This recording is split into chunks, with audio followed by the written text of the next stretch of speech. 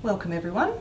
Today I just wanted to have a bit of a chat to you about gifting. Now I'm a parent, as I'm sure many of you are, and one of the things that we always worry about is our children's financial situation, and quite often that involves coming to mum and dad and asking for some help.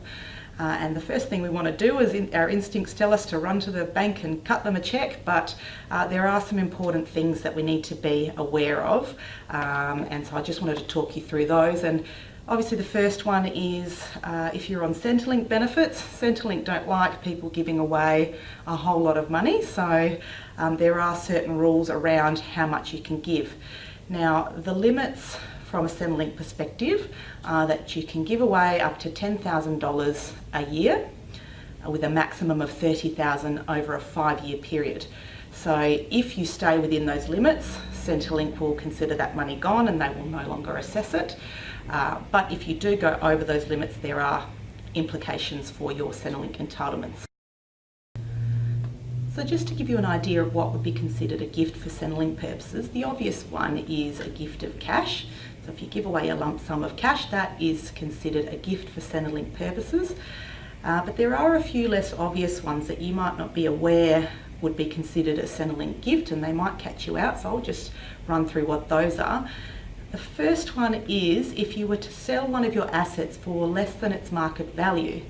Now, an example of that might be if you were to sell a car that's worth $20,000 to one of your kids for $10,000, then the difference between what it's worth and what they paid for it is considered a gift for Centrelink purposes.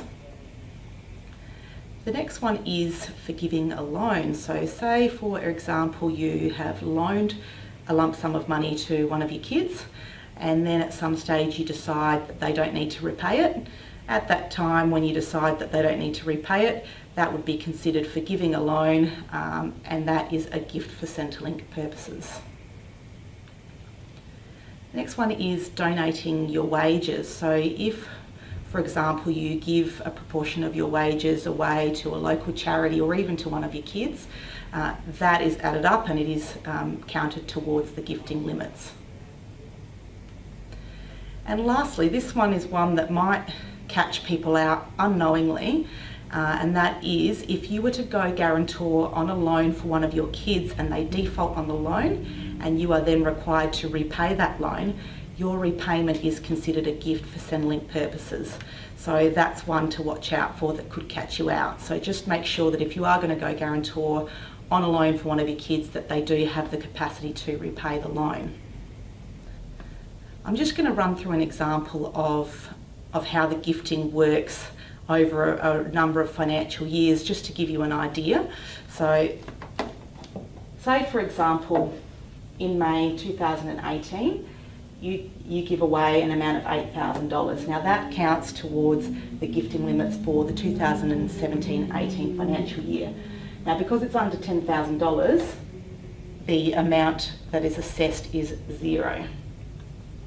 Then if you give away in July 2018 an amount of $10,000, that counts towards the limit for 2018-2019, and again, because it's under $10,000, or it is $10,000, it's under the limit, so nothing is being assessed.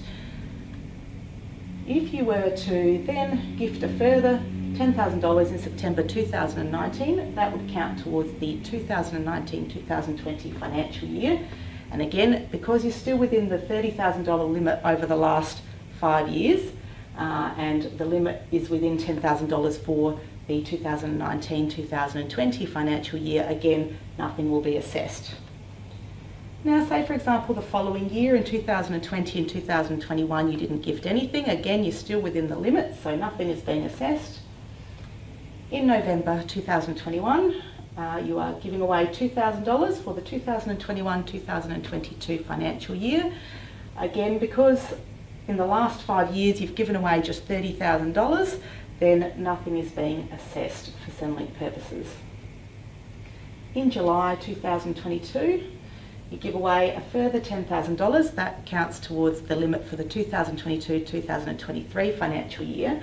And if you have a look back, basically for the last 5 years, you've given away $32,000, so it's over the $30,000 limit, so $2,000 of that will be assessed by Centrelink for 5 years. So I just want to talk you through the non-Centrelink implications of giving away money to one of your kids, because obviously that's important as well. And the first thing I'd point out is don't give away more than what you can afford. You know, obviously the last thing you want is to help your children financially but put yourself in a difficult financial situation. So keep in mind your retirement goals, what you're trying to achieve. If you've got a mortgage, it's important to repay that in preparation for retirement. So just give some thought to how much you can afford to give away.